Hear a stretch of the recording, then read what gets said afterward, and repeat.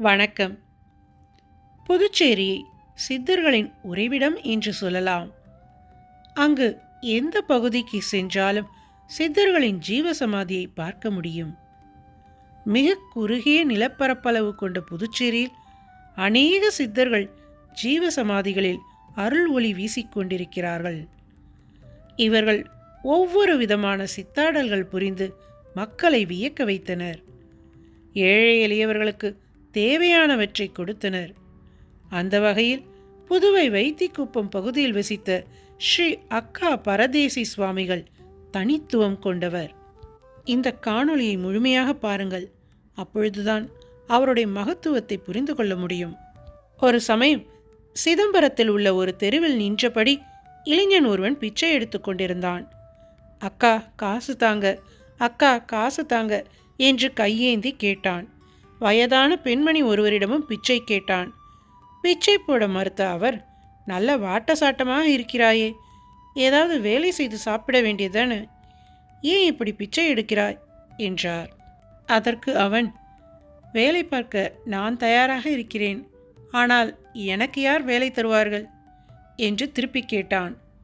உடனே அப்பெண், இப்போ என் சொந்த ஊருக்கு போகிறேன், என்னோட வா, உனக்கு ஒரு நல்ல வேலை வாங்கி தாரேன் என்று கூறி அவனை அழைத்துச் சென்றார். தனக்கு தெரிந்தவர்கள் மூலம் எப்படியோ செஞ்சி காவல் நிலையத்தில் போலீஸ்காரராக வேலைக்கு சேர்த்து விட்டார். இளைஞனும் அமைதியாக வேலை செய்து வந்தான். அப்போது யாருமே சித்த புருஷர் என்று அவரை அறிந்திருக்கவில்லை. அவர் ஒரு மகான் என்பதை வெளிப்படுத்தும் சம்பவம் ஒரு நாள் அதே போலீஸ் நிலையத்தில் நடந்தது. அன்று போலீஸ் தலைமை அதிகாரி மீன்கள் வாங்கி வந்தார். இளைஞனிடம் கொடுத்து, என் வீட்டில் கொடுத்துவிட்டு வா என்று அனுப்பி வைத்தார். மதிய மீன் குழம்பு சாப்பிடப் போகிறோம் என்ற ஆசையுடன் சென்றார். ஆனால் வீட்டில் மீன் குழம்பு வைக்கப்படவில்லை. அதிகாரி விசாரித்த போது மீன்களை கொண்டு வந்து கொடுக்கவில்லை என்று தெரிந்தது. அதிகாரிக்கு கோபம் தாங்க முடியவில்லை. இவனை விடக்கூடாது, போலீஸ் வேலையிலிருந்து விரட்ட வேண்டும் என்று முடிவு செய்தார். அர்த்தராத்திரி 12 மணிக்கு திடீரென காவல் நிலையத்துக்கு சென்றார். அப்போது விழித்திருந்து பணியாற்ற வேண்டிய அந்த இளைஞன் நன்றாக அயர்ந்து தூங்கிக் கொண்டிருந்தான்.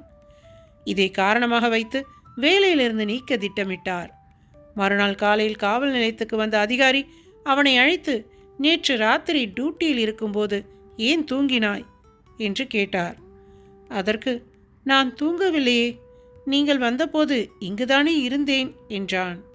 அதோடு நள்ளிரவில் அதிகாரி வந்தது முதல் புறப்பட்டு சென்றது வரை நடந்த அத்தனை நிகழ்வுகளையும் கண்ணாடி போல பிரதிபலித்தான்.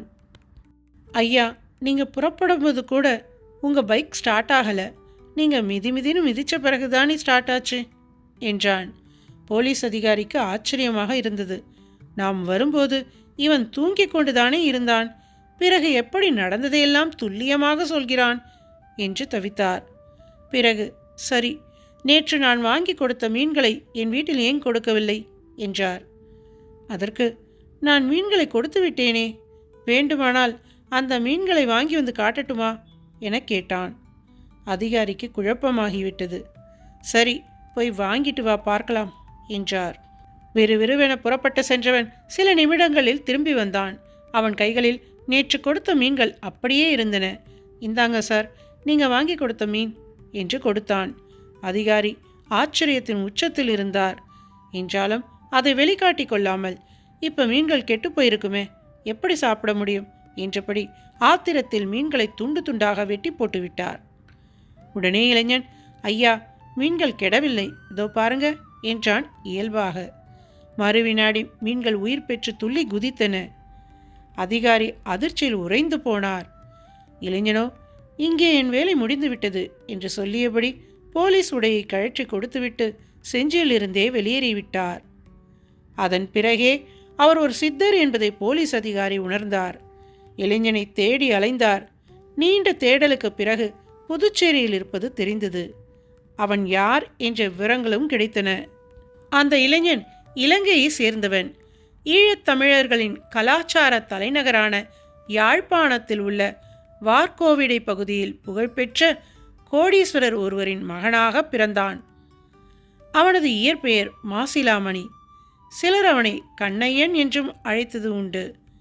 இளம் வயதில் திடீரென அவனுக்குள் முக்தி பெறுவது எப்படி என்ற எண்ணம் உதித்தது. சொத்து சுகத்தையெல்லாம் ஒதுக்கி தள்ளிவிட்டு காடுகளில் அலைந்தான். பிறகு ஒரு யோகியிடம் யோகா தியானம் பயின்றான். குறுகிய காலத்தில் சத்குருநாதர் என்ற புகழை பெற்றான். அவன் மனம் எப்போதும் இறைவன் மீதே மையம் கொண்டிருந்தது. தெய்வத்திடம் இரண்டர கலப்பது எப்படி என ஆழமாக சிந்தித்த போது மற்றவர்களுக்கு புண்ணியத்தை சேர்த்து கொடுக்கும் பிச்சை எடுப்பதை மேற்கொள்ள முடிவு செய்தான். அவன் பிச்சை கேட்டபோது யாழ்ப்பாணம் நகர மக்கள் அவனது அருமை உணராமல் இகழ்ந்து பேசினார்கள். இதையடுத்து தமிழ்நாட்டுக்கு புறப்பட்டு வந்தான். நடராஜ பெருமான் ஆட்சி செய்யும் சிதம்பரத்தில் தங்கியிருந்தான்.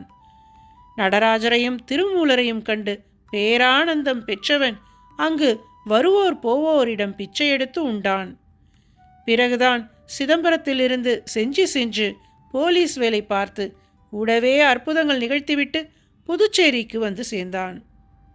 புதுச்சேரியில் அந்த இளைஞன் விநாயகர் சிலை ஒன்றை செய்து வழிபட்டு வந்தான். சிறுவயதிலிருந்தே அவனுக்கு விநாயகரை மிகவும் விரும்பி மனமுருகி கும்பிடும் பழக்கம் இருந்தது. ஒரு நாள் தான் கைப்பட செய்திருந்த விநாயகர் சிலையை இளம்பெண் ஒருவர் வந்து மாலை அணிவித்து வழிபட்டாள். இதனால் மகிழ்ச்சியடைந்து அந்த பெண் கையை பிடித்து முத்தமிட்டு மகிழ்ச்சியை வெளிப்படுத்தினான்.